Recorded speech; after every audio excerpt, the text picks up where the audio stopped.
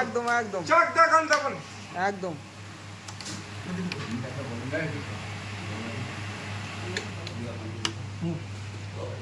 তাই হলো আমাদের পিসটা 1200 গ্রাম পুরো জুসি পুরো বাটার আর ঘিয়ে। দাদারা এসছে কোথা দিয়ে? হাবড়া থেকে। হাবড়া থেকে। তা হাবড়ার প্রত্যেকটা মানুষকে আমরা ধন্যবাদ জানাই। আর রাইস মানে একান্ত আপন, মানে রাইসটা শুধু দেখুন কিভাবে ধোয়া উঠবে, মুখে দিলেই পুরো বাটার আর ঘিয়ের সেন্ট বেরোবে। আর মটন মানে একান্ত আপন, সেই লোকাল দেশি খাসি চলে আসলো চাকদা কান্তপনের। শুধু দেখুন এই হলো রাইস, পুরো ধোয়া উঠবে। আর এই হলো মাটনটা। শুধু দাদাকে বলবো ঝোলো এইভাবে চামচ চামচ চামচ।